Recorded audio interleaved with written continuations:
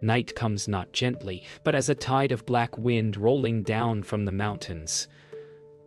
The longhouse groans beneath its weight, timbers sighing, frost blooming along every seam. Within, a small fire burns like the heart of a creature refusing to die. The family gathers close, breath mingling, silence stretching, warmth shared through nearness. Beyond the walls, the snow hisses softly, whispering of old gods and the patience of cold. This is not a world of hours, but of seasons. The dark will last months. The light will come in a single gasp. Yet here, in the glow of the hearth, they are eternal. They have learned to rest in two halves, one for the body, one for the soul.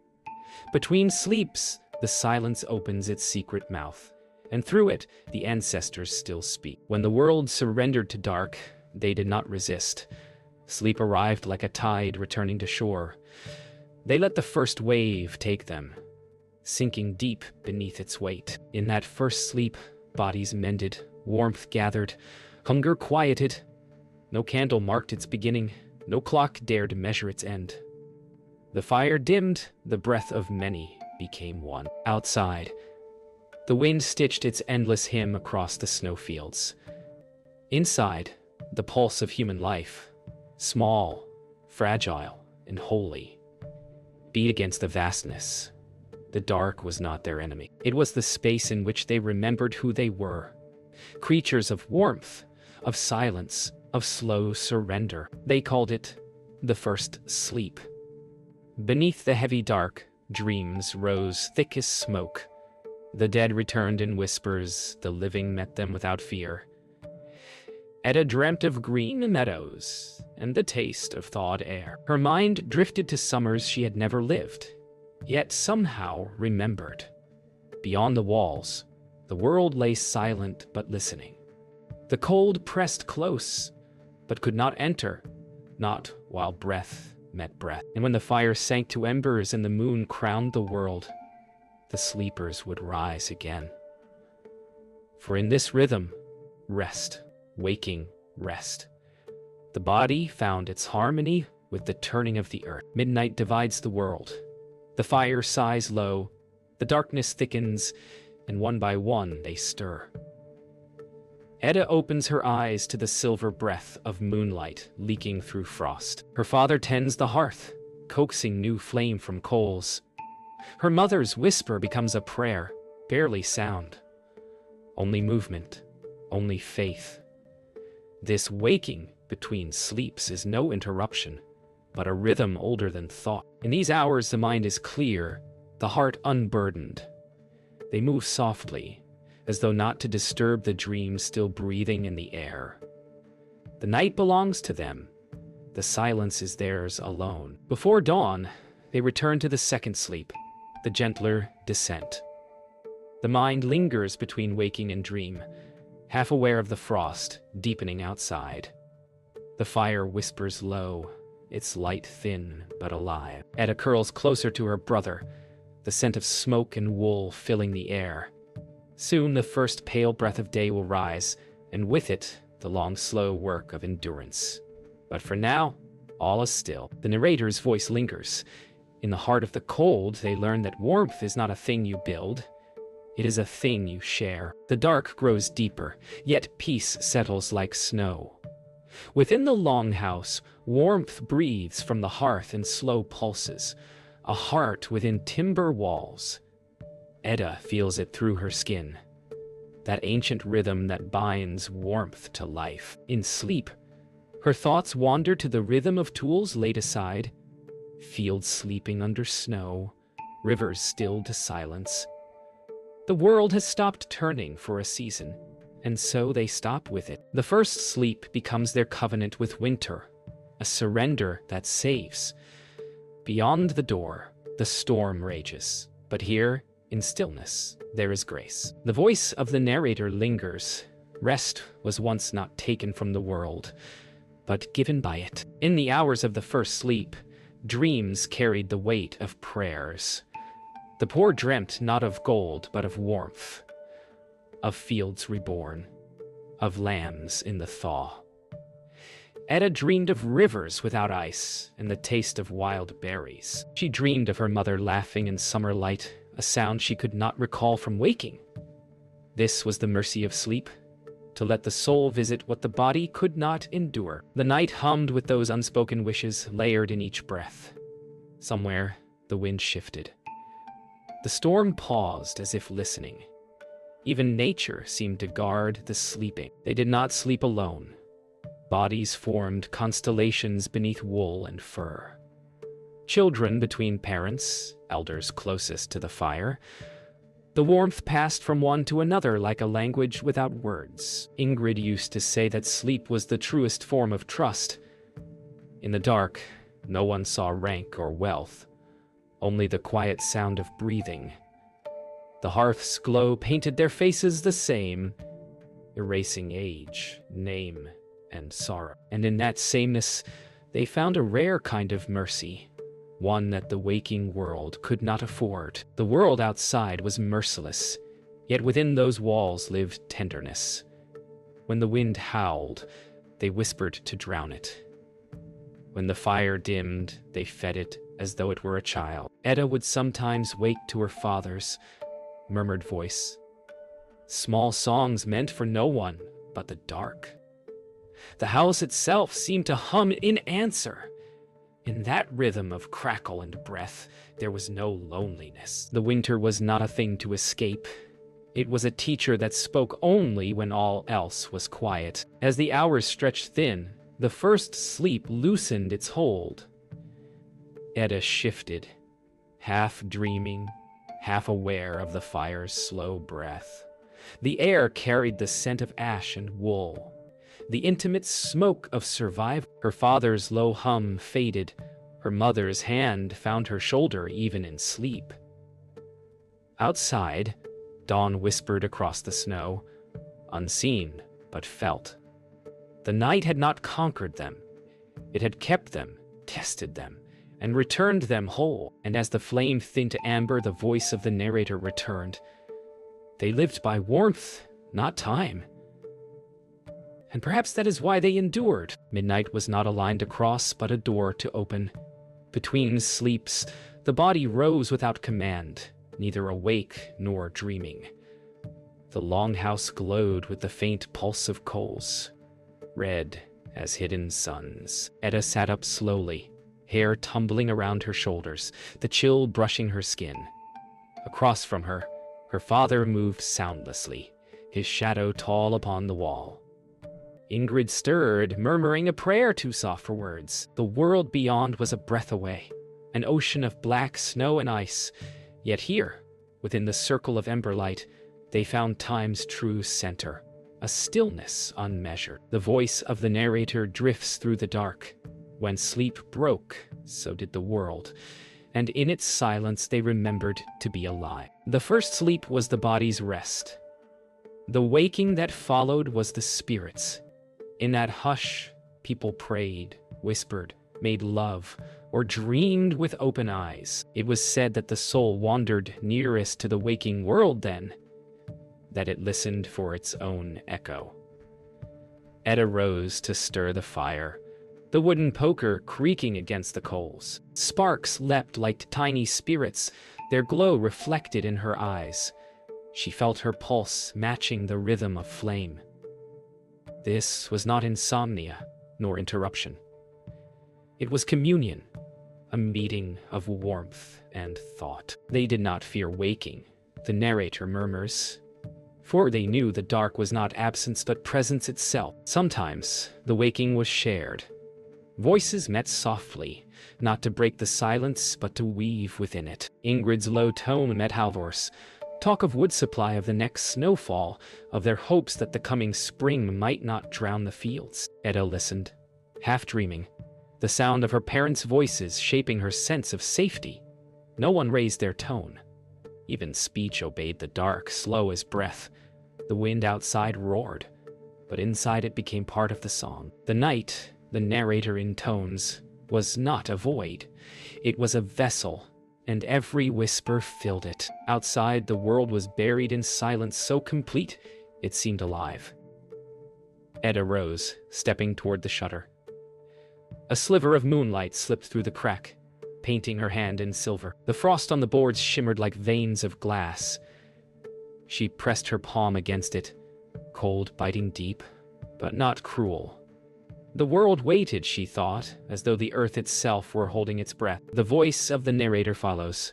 In their pause, the night learned gentleness, and so did they.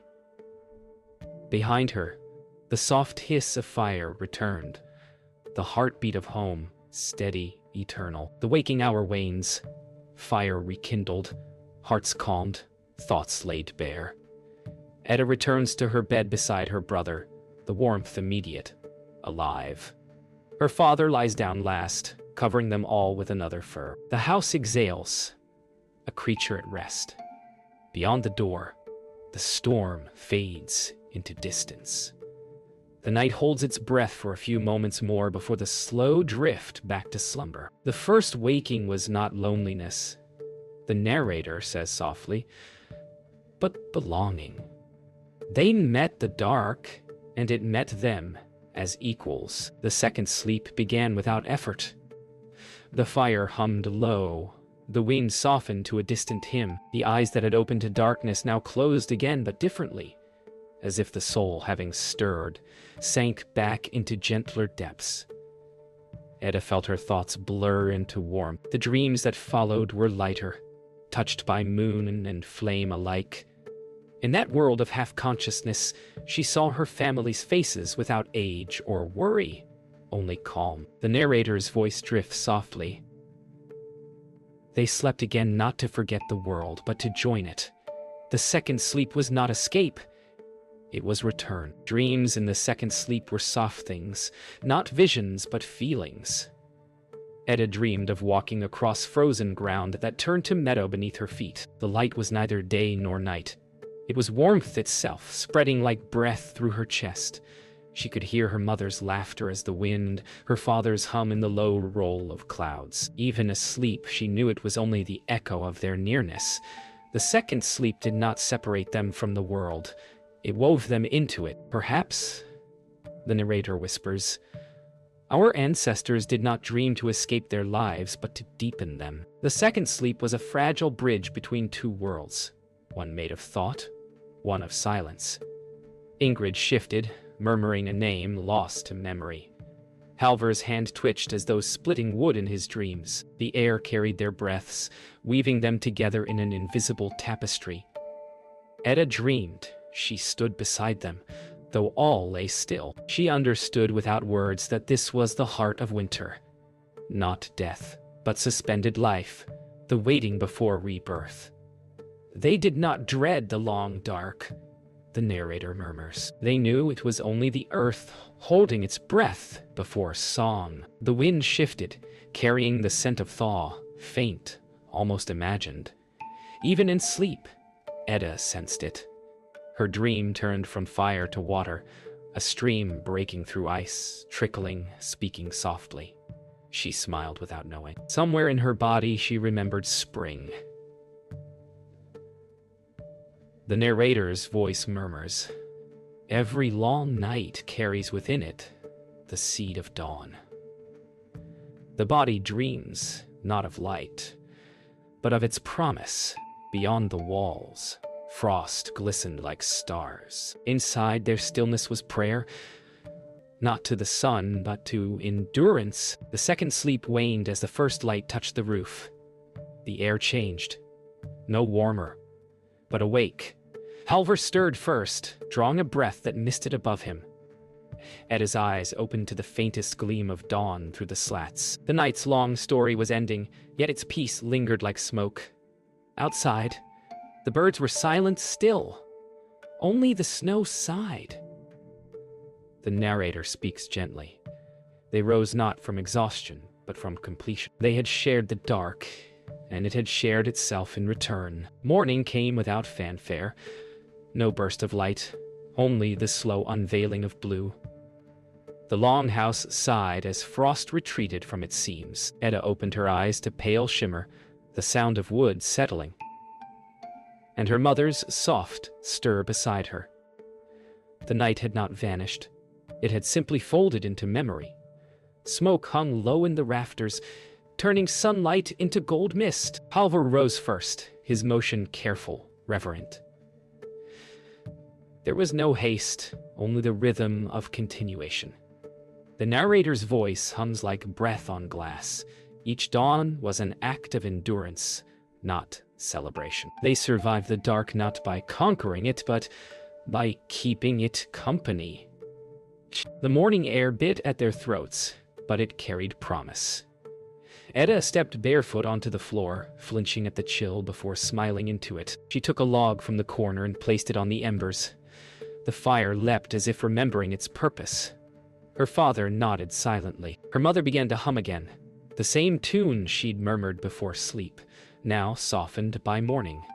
The narrator's voice threads through. They met each day as they met each night, without expectation. To wake was not victory, but renewal. Life, like warmth, was something borrowed, and each dawn was the returning of a gift. Outside, the village stirred beneath layers of snow. Crows marked the return of sound, their cries slicing through the stillness. The smoke from chimneys rose in slender columns, proof of life surviving night. Edda stepped out with a bucket, breath clouding in front of her. The cold stung her face, but her eyes lifted toward the horizon where the sky burned faint pink. The narrator whispers, "Morning was not warmth. It was truth." The light did not comfort, it revealed.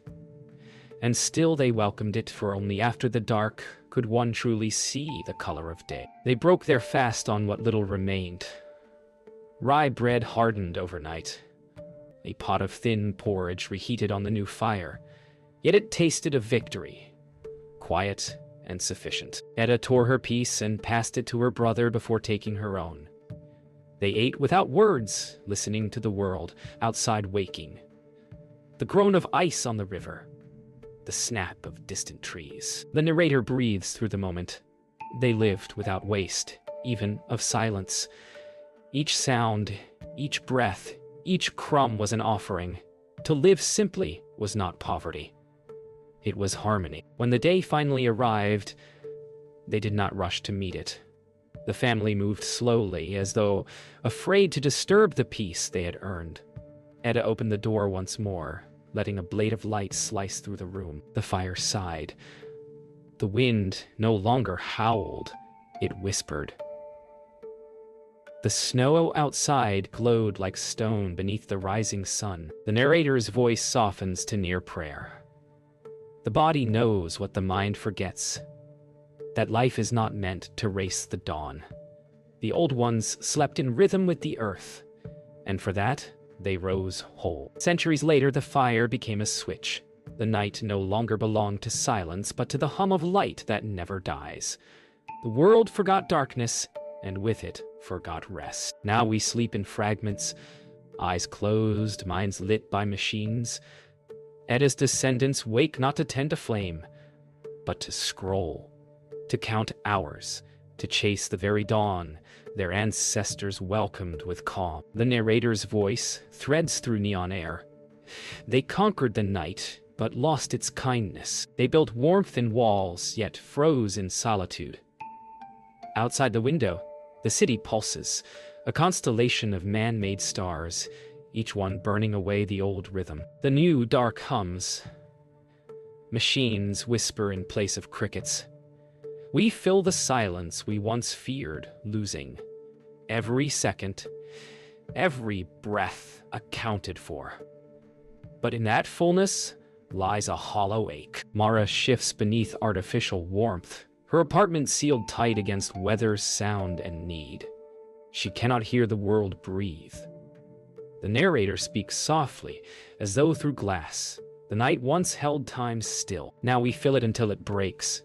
We light the dark not to see, but to forget what seeing costs. The hum of the refrigerator replaces the crackle of fire. The light on her skin is cold as steel. Outside, the city refuses to sleep.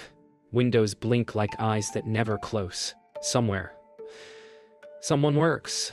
Someone works. Someone waits. There is no first sleep. No second. Only the endless middle. Mara's thoughts scatter, her pulse racing though her body is still. She closes her eyes and sees light burned into her lids. The narrator whispers, "We have traded rhythm for readiness. Our ancestors woke once to tend the fire. Now we wake to tend the noise. The air itself hums with impatience, the sacred pause erased. Yet memory lingers in the body, buried like coal beneath the earth. Deep inside, our cells remember the hush between sleeps, the comfort of breath meeting breath. Mara feels it when the power flickers, when the city falters, a sudden stillness like something ancient returning. The narrator murmurs, the night has not vanished. It waits beneath the current, patient as ice beneath the river. It will return as all things once given back do. She lies still, phone dark, room quiet. For the first time she hears her own heartbeat, a rhythm older than light. In the hush that follows, the old rhythm stirs. The dark no longer feels empty. It feels alive. Mara closes her eyes and slips into a sleep she cannot name. Deep, slow, unbroken. Somewhere, her ancestors sigh in relief. The narrator's voice fades to a whisper. The wisdom was never lost, only forgotten. The body waits. The dark forgives. The rhythm endures. Outside, snow begins to fall, silent as centuries, covering the restless city in a blanket older than its walls. When the lights failed, the world did not end. It exhaled. The city lay still beneath its sudden blanket of snow, and in one high room a woman awoke to silence. Mara rose from her bed, the air around her cool and pure. No hum, no pulse of machines. Only her own breath, and the whisper of falling flakes against the glass. The narrator's voice comes soft, steady, timeless. In darkness, life remembers its measure. The heart slows. The air deepens. We return not to the past, but to what the body always knew. Outside, the stars looked older than the world itself, waiting for her to listen. Hours pass without sound. Mara lights a candle from the emergency drawer, a single flame blooming like a memory. It dances as though alive, breathing color back into the gray. Shadows return to the walls, familiar and wild. She sits near it, and for the first time in years, she feels warmth that moves, light that breathes. The narrator's voice lingers. The ancients tended fire not for need alone, but for company. Flame was their heartbeat. In her hands, it finds pulse again. The candle flickers, and time folds.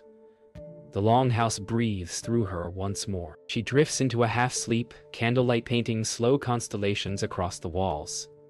The silence hums, not emptiness, but life.